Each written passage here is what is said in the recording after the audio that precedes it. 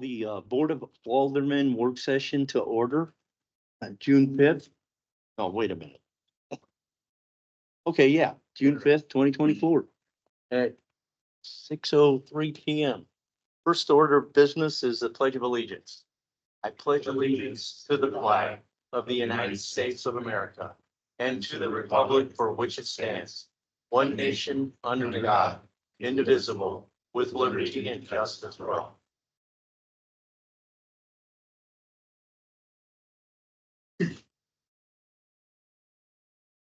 Okay, before we get into our items for discussion, consideration, I'd like to introduce two people. One person, Josh Hebner, he's homeschooled.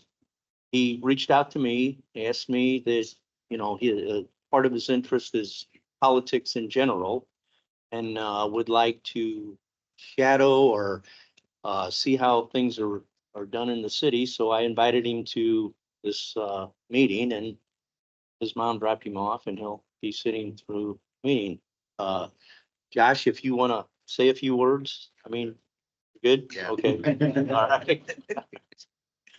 So, and then have another guest, Sophia Black. She's a college student. You start going into your junior year? Sophomore. Okay, okay, okay. So she's at WashU, and she's interested in law and possibly city management. So she wanted to come to a meeting. She called me and asked me to come to a meeting. Actually, her family and I go back, what, 40 years at least? Yeah. I mean, her dad, her grandpa, and then her dad, her now. So anyway, welcome.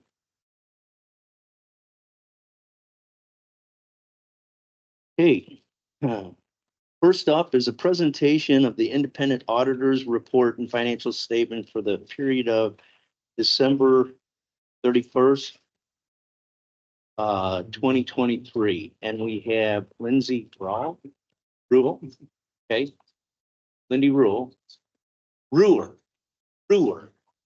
okay, all right. Go ahead, Lindsay.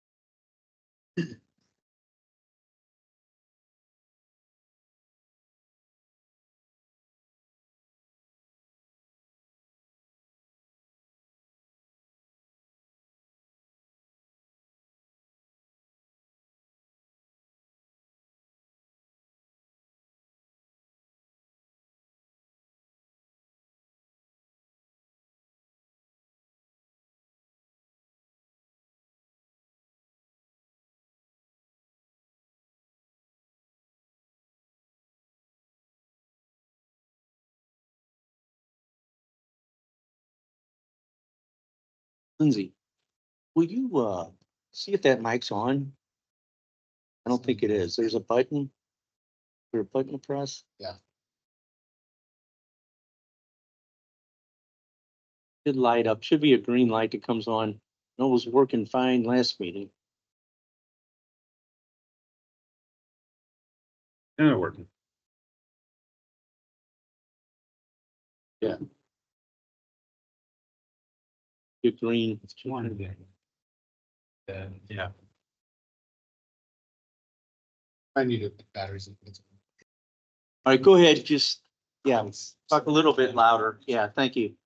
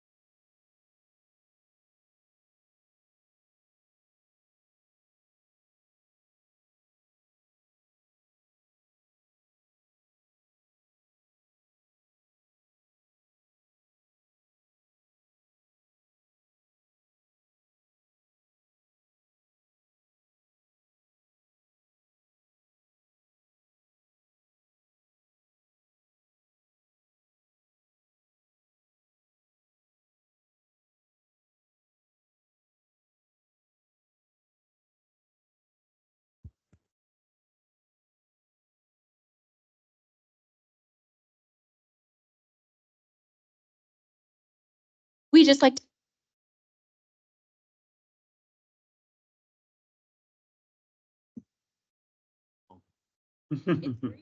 Hello? Maybe it has to be just right. Okay. Just communicate, we have to make some adjustment. The next report we issue when we have Just, deficiencies. just And- talk. Yeah. Okay. There's a sweet spot, but Yeah. um, Thought we had it working last meeting.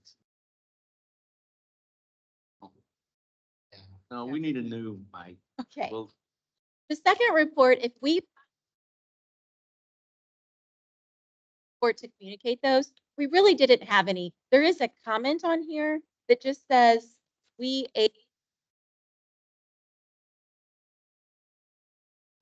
then they're the mitigating factor. So it's just a comment, but it really is not a reflection of any.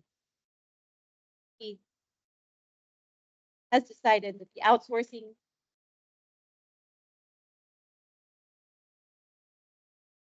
a decision. This goes in a lot of small cities. This is not anything. We do a detailed walkthrough of all the key controls over the financial reporting process, and you guys have great. So if we had any issues with that, you would see them here, and I would bring your attention to it. This is not anything to be concerned. Requirement for us whenever we help together that we have to include in this.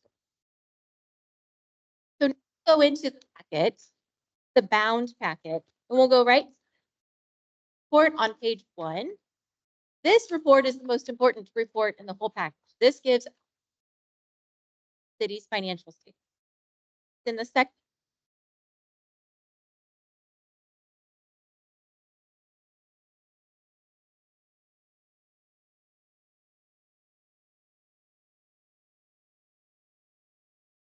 of the qualified opinion. It's hard to get to from that. If we had a reason to qualify it, it would be noted on here, but an unqualified opinion is a clean opinion, which is the best opinion you can get. So the city got a clean audit opinion for the year.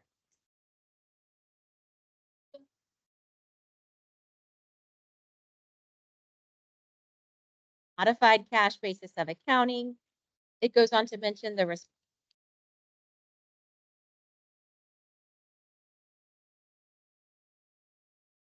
from material misstatement. It's all very standardized wording, but the main point here is that the city had a clean or unqualified audit opinion for 2020. I'm going to walk you through just a few numbers. You'll turn to page 6. This is the first section of the financial statements. It's management's discussion and analysis. Call it the MD&A.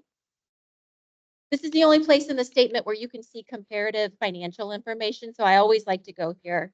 So on page 6, this shows the city's assets, city's liabilities, and the net position. The net position is how much the city's assets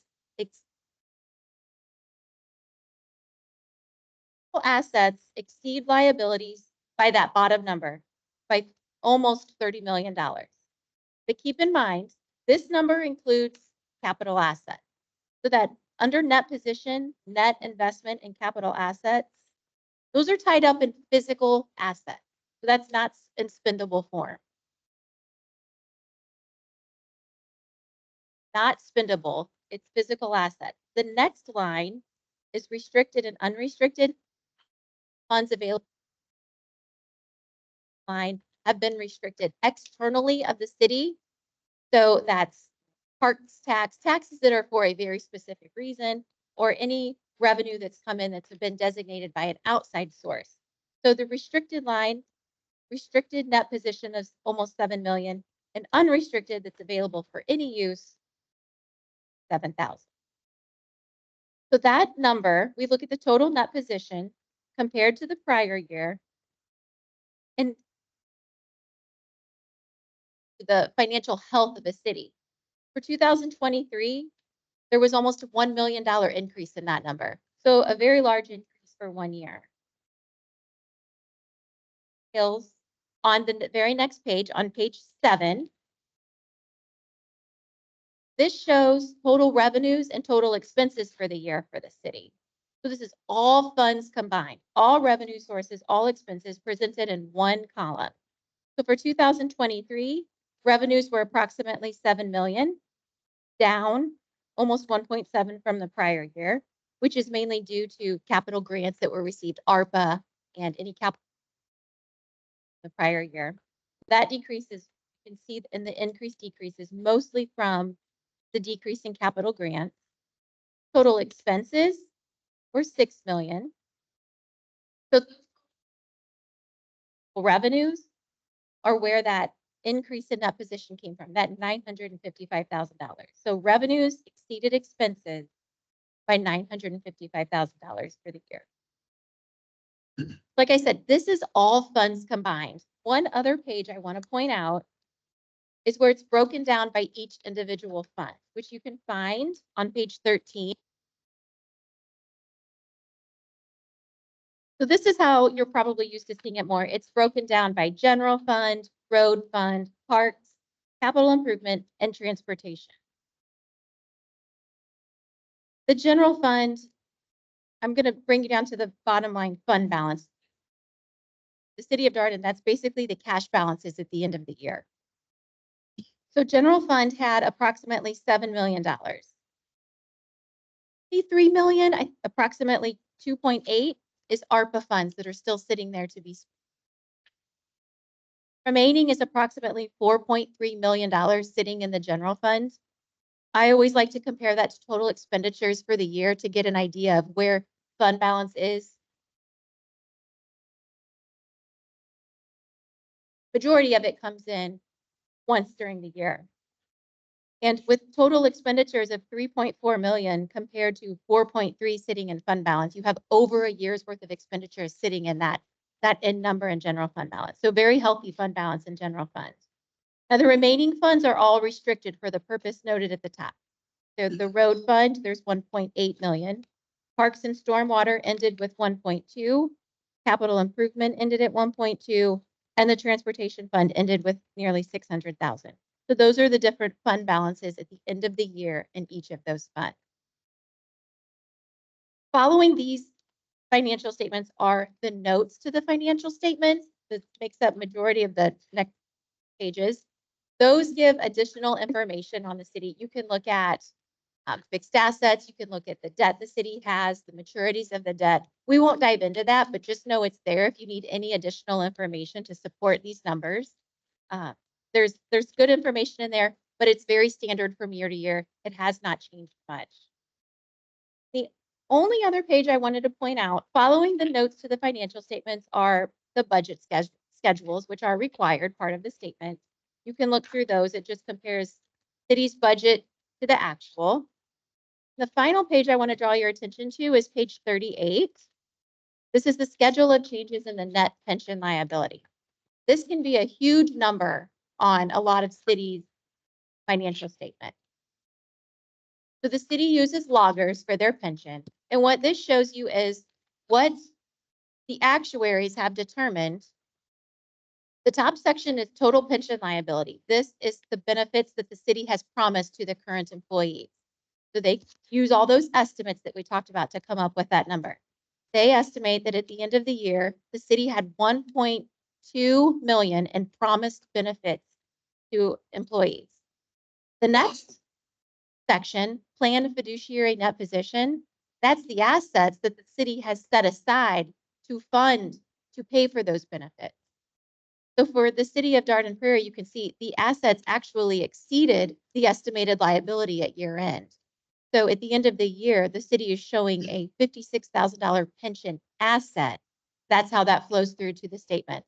But I just wanted to point out something to always keep a good watch on is how the asset compares to this benefit, because that could swing your contributions to the pension from year to year if this were to get out of line. Yes. So this might be a question for the actuary for loggers, where this, is that difference probably related to the coming and going of employees more, or to the performance of the loggers fund based on the Yeah. market conditions? It's probably more to the market, the changes in the market, because they guesstimate, and if they're off, they amortize it. So it runs through really weird, so that if there's huge losses in one year, it doesn't make as big effect to this. They'll recognize that over, but I would say most of it is changes in the market. But to have a pension asset have more is very good, because let me tell you, we see lots of places where that's not the case.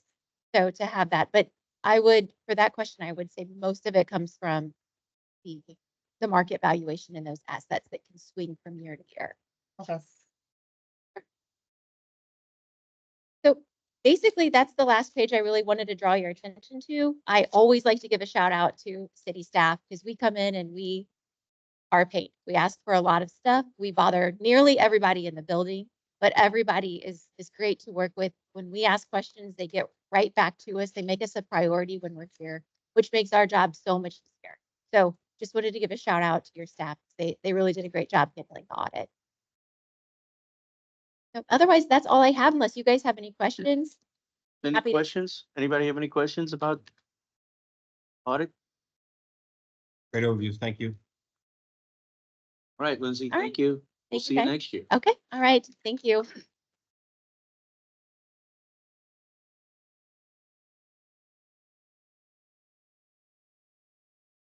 Okay, the next item for discussion is a resolution in opposition to the closure of St. Charles City County Library branches. We have a resolution, kind of follows suit. Almost every other city, I believe, in St. Charles County is in opposition to the closure of these branches. I'm sure who makes the final decision here? Or The board with the, the county, yeah. But at least we're going to present them with a petition of opposition. there's the resolutions on the agenda, and it, there's that really just mirrors what is in other communities. A number of members of the board had an interest in this and requested this to be on the agenda. So if there's any questions about the wording, yes.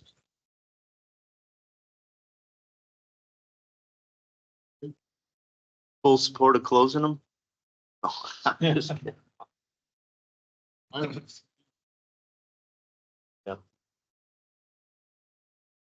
Yeah. I mean, in reality, somewhere down the road, okay, they're with the internet, with ebooks, I mean, I know when I was in college, years ago, most of my books were PDF books. So would be, it's a nice place to go and, but they are changing. You know, the world's changing, so. I mean, do what? Yeah, right, there is today, yes. Uh-huh. Right. I mean, down the line, all the way up to mine. Well, I'm sure it'll be after my time too. And another thing about our libraries here, which I absolutely love, is they do more than just go in and let you look at the card catalog and check out some books. There are positive programs and check out learning resources. We are a homeschool family, but we've checked out telescopes and microscopes before from the library. We have a great library. And a library that has been well managed for many years. I looked at the recent budgets and actuals at the end of the year. It looks like they've got a couple $1 million a year in surplus every year.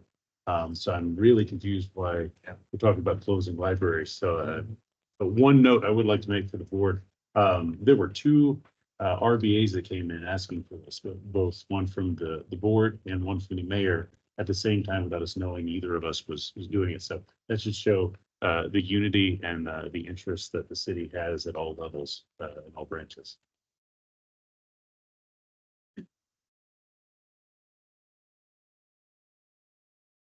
Well, the only comment I wanted to make was that when we do tax abatements, tax incentives, the financial harm does not always just, it's not always just limited to the school district. The library also gets dinged. And we need to think about that the next time we give away money to developers.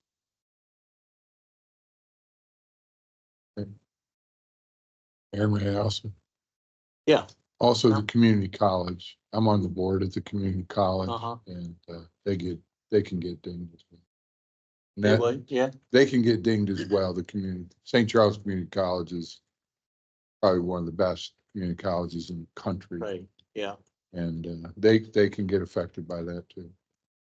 So as far as tax abatements go, letters go out, 20-something days, or whatever comes to the board, to every taxing district, telling them that we're going to do this, okay? And we expect opposition or support. The only opposition that we had with any of our tax abatements was with Wentzville School District. I mean, Barbara Cavalier called me. She said she's fine with it.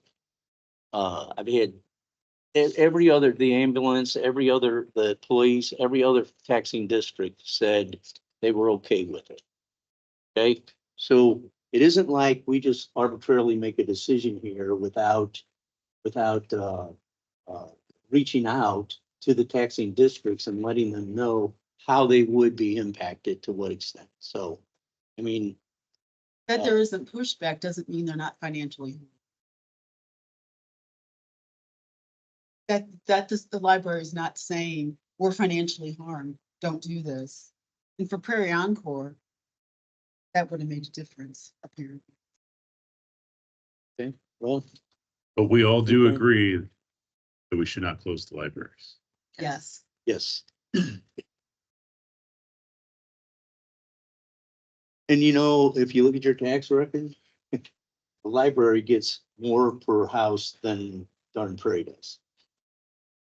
I say that our taxes should reflect the values and the priorities of the community, and Mhm. it's very clear that the community has prioritized their libraries in this area. Okay. So hopefully we pass that resolution.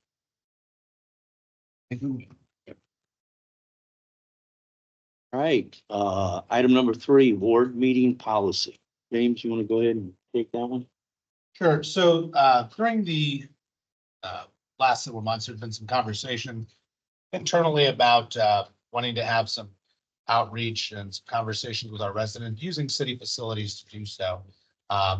when the initial conversation was had, was in the midst of a campaign season, so to speak. And out of abundance of caution and obviously to avoid any appearances of impropriety, we thought that we needed to have a written policy, much like is utilized in some other communities, to ensure that we have equal access for board members to city resources, for communication with their members, for that dialogue and for that engagement. Also to ensure that we have a set policy that makes sure that we don't create any even appearance of impropriety or use of city resources for a campaign event or campaign purpose. So I'd asked our city attorney who had utilized, who had, I should say, created a similar policy, I think, or was involved, I should say, in drafting a similar policy in the neighboring community. That is the policy that you have before you. Obviously, this is a living document. Purpose for being on the work session tonight is for us to have a conversation about it. There's things that we would like to add or subtract, things that you have questions about, or things that you're uncomfortable with. Speak now. The only item on here that caused me pause was number 2. Board meetings shall be conducted Monday through Thursday. That's not really feasible for a lot of our residents. I think we'd have a lot more accessibility. And our goal is to create accessible options for our residents. So I think Saturdays at the very minimum, or Sunday afternoons. No, I had a consideration too, and I think Saturdays would be definitely would be thrown in an option for our residents. Because, you know, most of the time you can cover everyone or give them the opportunity on a Saturday, whether they work nights or work days, you know? So, because it'd be restricted basically the evenings for the majority of people that work during the day. This way Saturday would give them the opportunity if they work nights to be able to attend also. As I see in there also, it says staff would open up. I believe we all have the ability to open the building and all that, so we wouldn't be paying additional staff to come up here to open up the building or anything like that.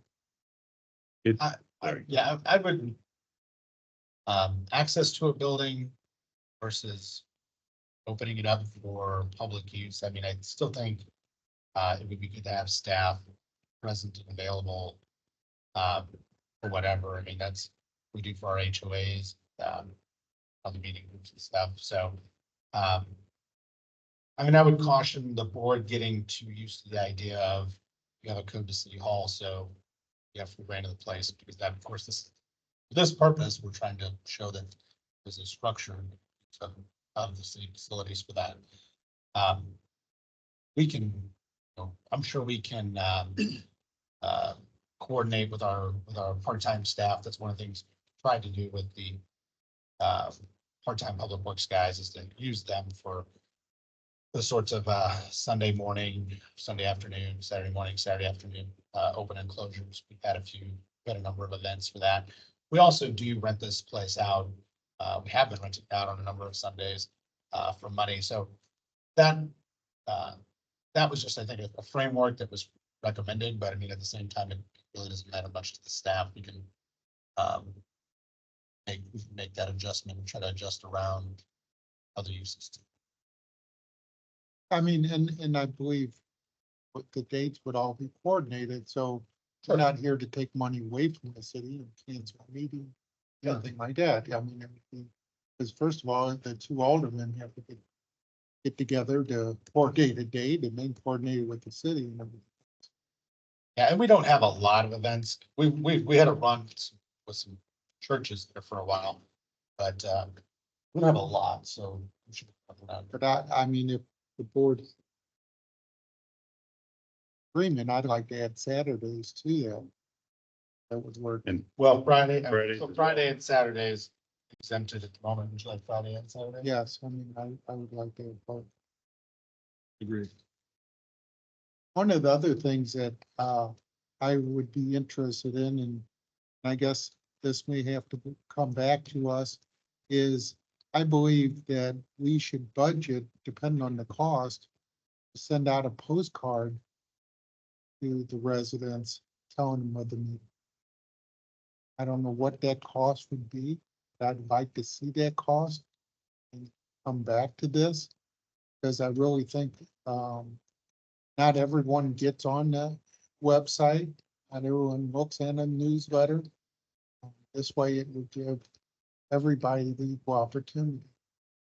Especially when you're talking about some of the elderly, they don't ever get on the website. Jim, how many households do we have? About 8,000? Again, And what the cost of a postcard would be, that's.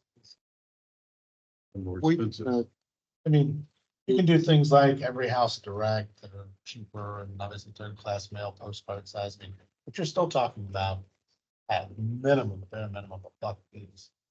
Which, I mean, is doable still. I mean, I think we ought to look into that. By the in time our you print budget. it, by the time you know, I That's think gonna- they're still about 60 cents for a postcard if you do them in bulk, but that's still, it's 60 cents to thousands of, that's many thousands of dollars. Well, it's still what, 40 probably since they'd mail it.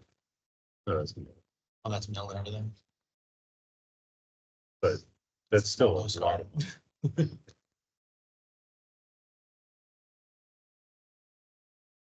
I mean, We would spend $5,000.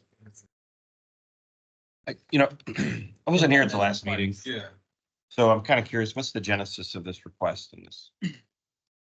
Oh, I mean, over the last several months, more so leading up to the election, there was request to utilize the space.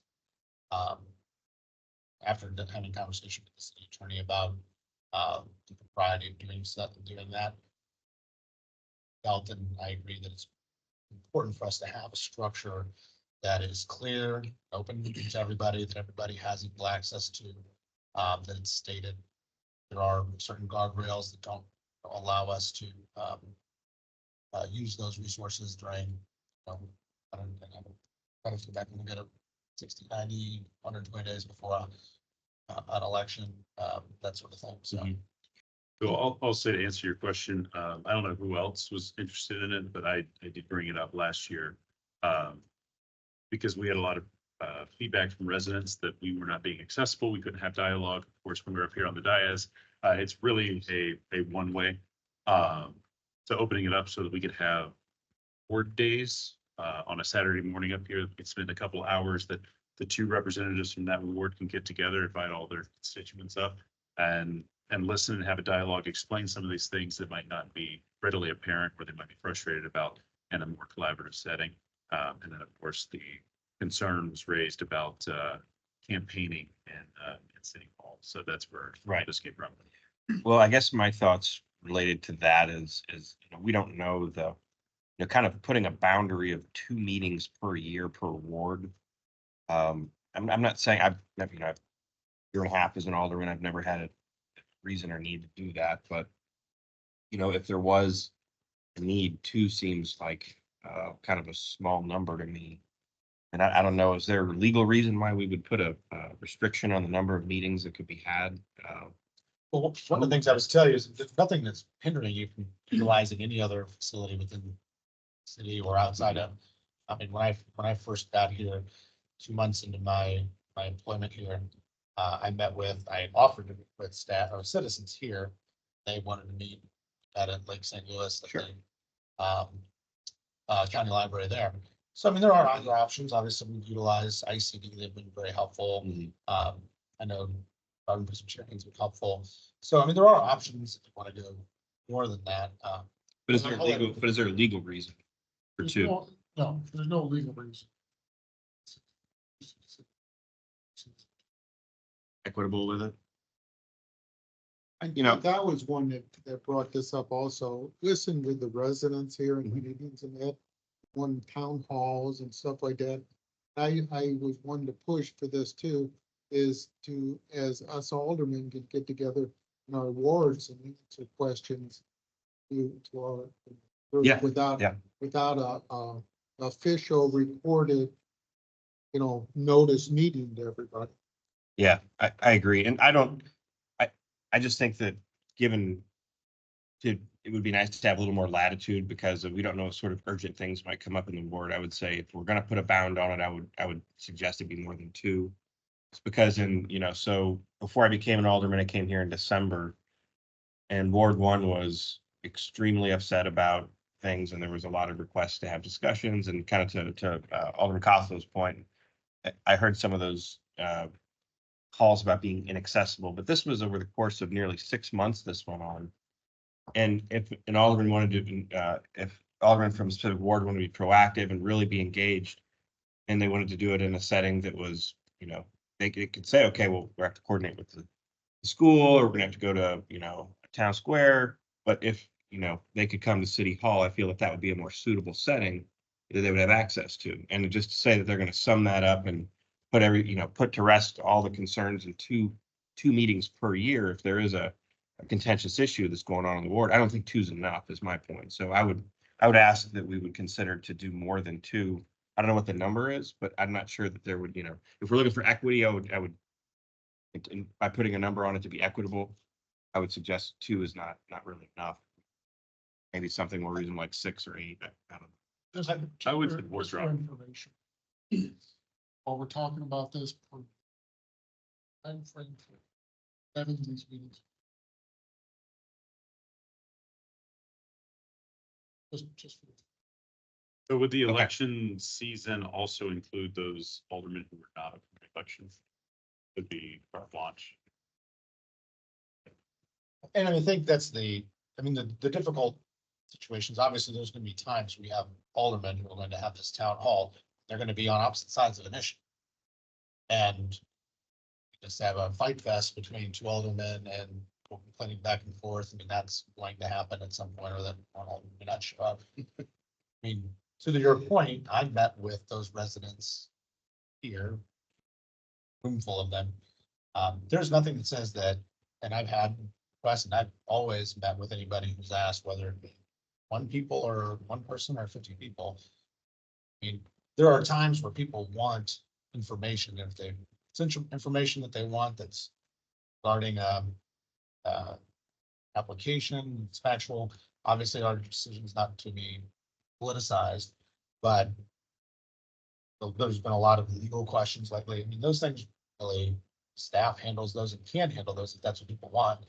And I think that we shouldn't discount that. I think staff should be helping to take that burden from you as well, because oftentimes I would hate for you guys, and I mean, I've been in that position. You sit in front of this meeting and they pound you with stuff and you're like, yeah, let me get back to you. Because you don't have the information, which is also why I've asked people to submit questions ahead of time. Because I want to be as forthright and responsive as possible. So I don't know that you'll, I think to John's point, I don't know that you can have one every month. I don't think you might find really quickly you don't want to do that.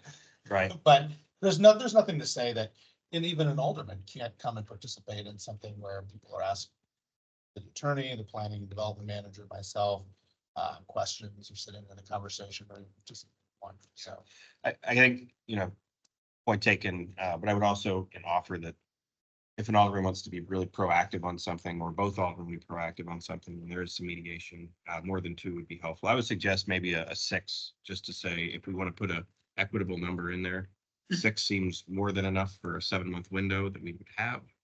And I would say that would be ample amount of time for, if there was a couple weeks where you wanted to, okay, let's come back and circle back in 2 weeks. And, and like I said, it may not, if there is a contentious issue within the ward, maybe it's not going to be resolved in 2 settings. So I would just offer maybe just change that to 6 to keep it simple and move on from the topic. But I would support dropping the quantity completely, seeing it.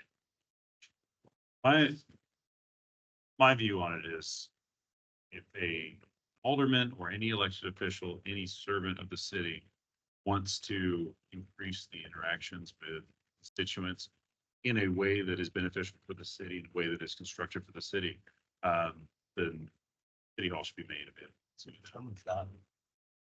Well, within the bounds of their, and I use the term pretty broadly, within the bounds of the law. They can't come in here and advertise for personal gain. They can't try to sell products in here under the guise of being an alderman. They can't a politic in here and campaign in here. So we've got laws to hold that in. So but- there's a contentious issue though. I mean, just to play devil's advocate, there's a contentious issue. Part of the board's on board and part of it's not. Mhm.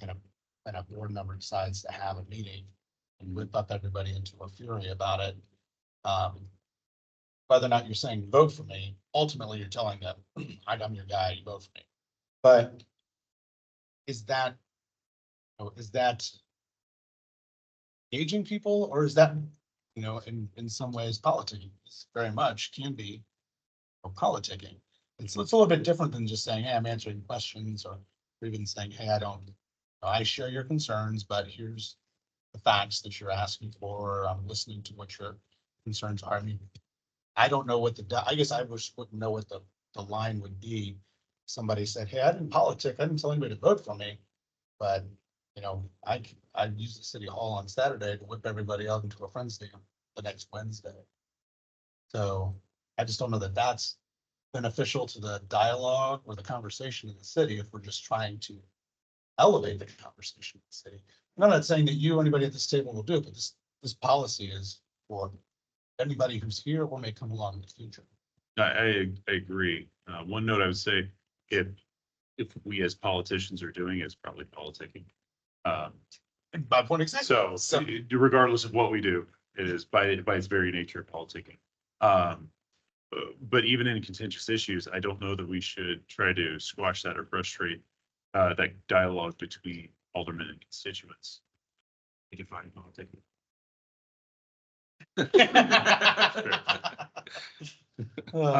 So For those that didn't hear, I asked Mike to define politic. anything the politician does. But I don't think in the spirit of openness and free speech and accessibility, I don't think that we should do anything to frustrate the communication between an alderman and constituent, even if we deem it unproductive to the city, if they are acting within the bounds of the law.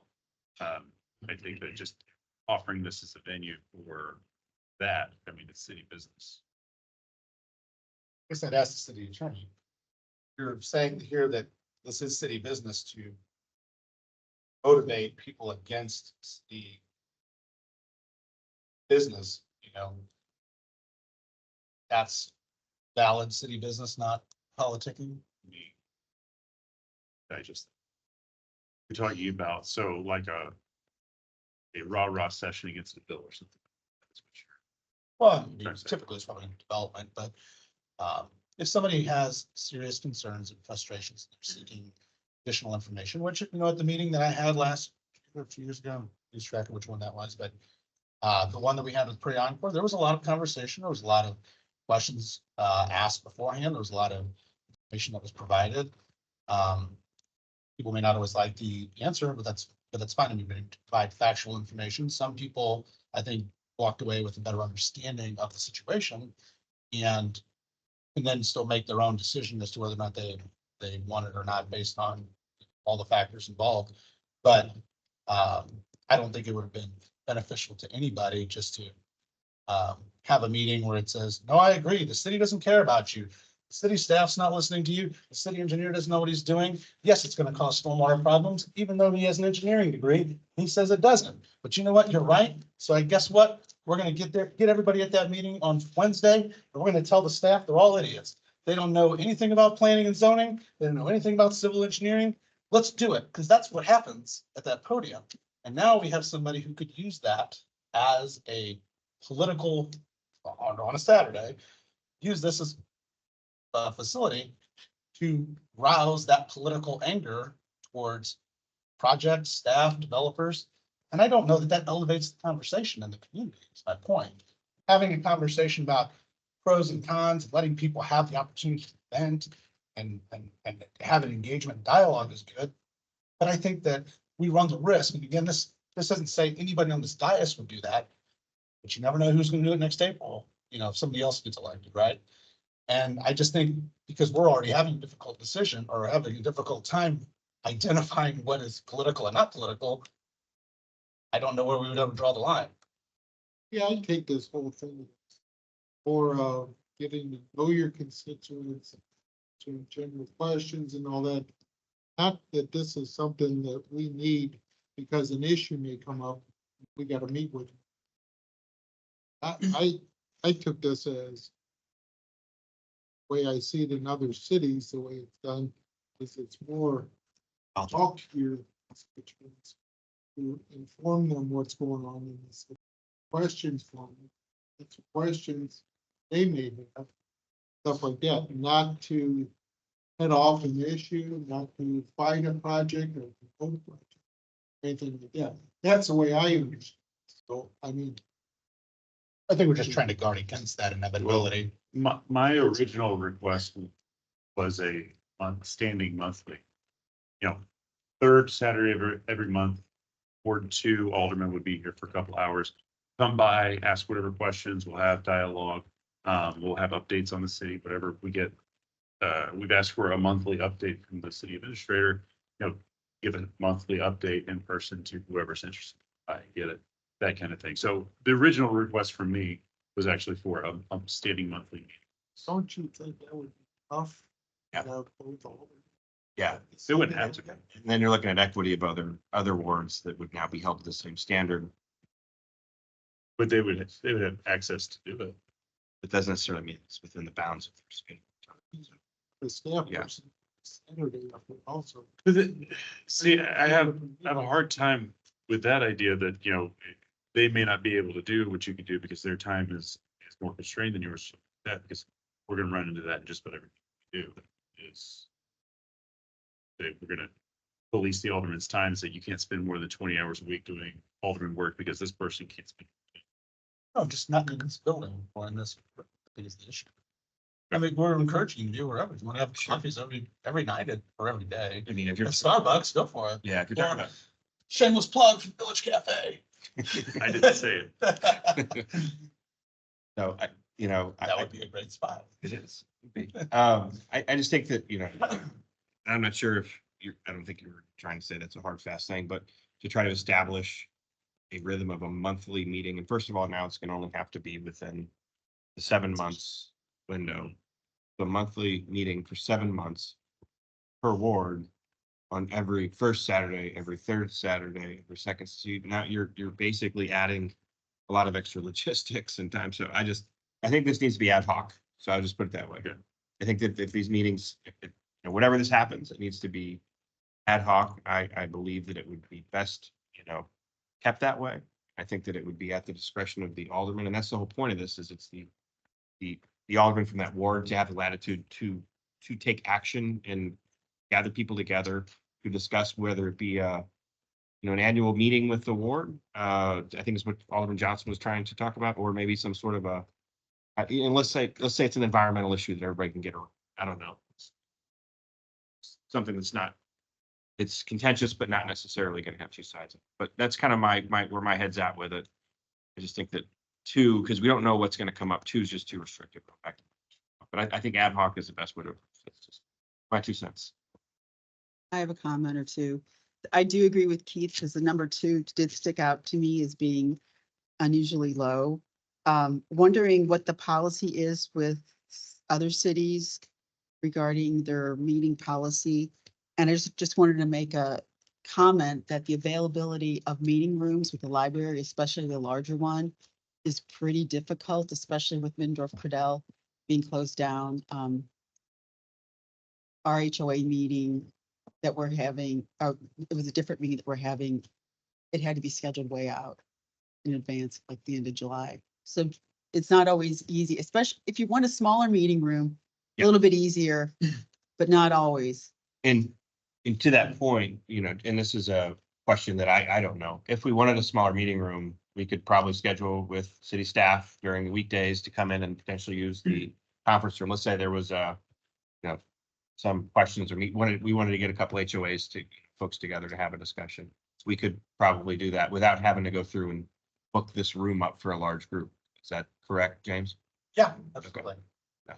I just want to make sure that, as far as Don's concerned, though, would you have a concern with that? As far as how that affects the limit? Because I think you have city facilities broadly defined, right? Yeah, I mean, if Alderman Whitman just said, hey, I've got 3 people who want to visit with me and kids are crying at home. I'm not meeting with them in my house. Right. Can I come up to the closet? You can always have the Are closet. you reading my mind right now? I have little kids too. I feel you. But, can I use the conference room? I mean, there would not be. No, I don't know that. That was not a scenario. Okay, so I mean, Yeah, that's, This was more, so separate question altogether, which is why I was. Yeah, this So would be you couple from this. yeah. But that is a question I do have. It doesn't mean we have to address it here. But I am, Well, I don't think we would ever. I don't think we would ever want to hinder you from using our space for small meetings with a couple people so that you don't have to utilize your. I think the issue is these broadly advertised. Yeah, Board meetings, understood, yeah. but yeah, if you need the city facilities for, I get do, that. yeah, I do actually have a future need. We'll talk about it offline, but I got a couple HOAs that I'd like to talk to in my ward about a possible, sharing of something. So we'll talk about that later, but that's where I was kind of alluding to with they can that. always have an HOA meeting. You can just be a guest. Hey. Hey, Getting back look to around. Lauren's first question, Don, would you be able to give us what other cities? After this policy, but all of that.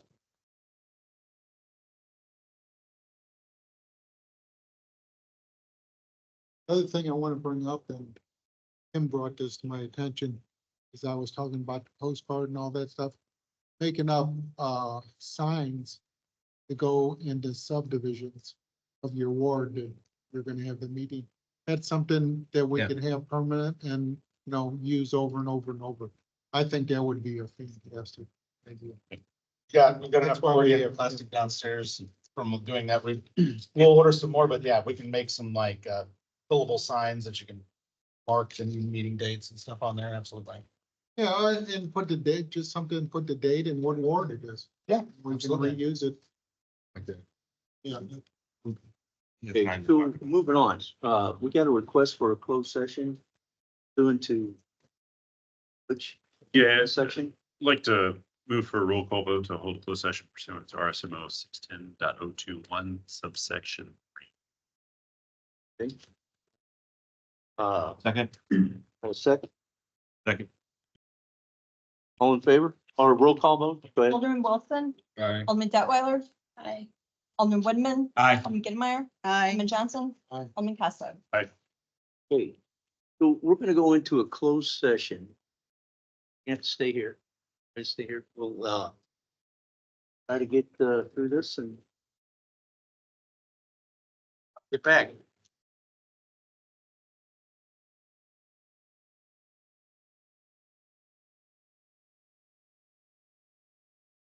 James. Want to do anything with this?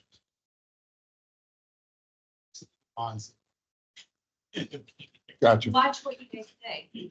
That's right. Everybody have a good Recorded. one. Aye.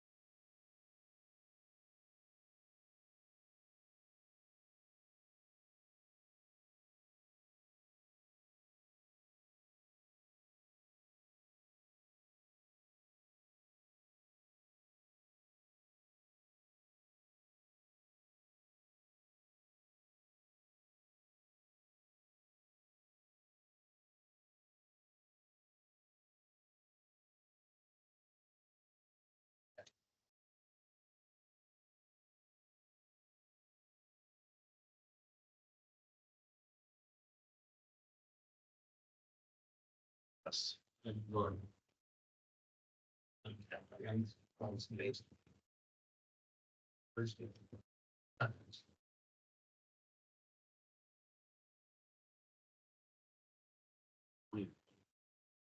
I like to thrust people into uncomfortable conversations. Feel the Band-Aid off. Okay, let's call the work session back to order. And a motion to adjourn the work session? Second, Oh, wait a minute, hold on. I guess we need to Yeah, go through the city staff. did, you go to staff communications, city attorney? City engineer? Nothing other than report unless there's questions. Okay, city administrator? I'll reserve my comments for the meeting. Okay, alderman? Reserve comments for the meeting. Okay, mayor, same, motion to adjourn? Second, Did you have something? No. I was trying to, do it. Go. Okay, motion and second, all in favor? Uh, All right. Okay, the work session is adjourned.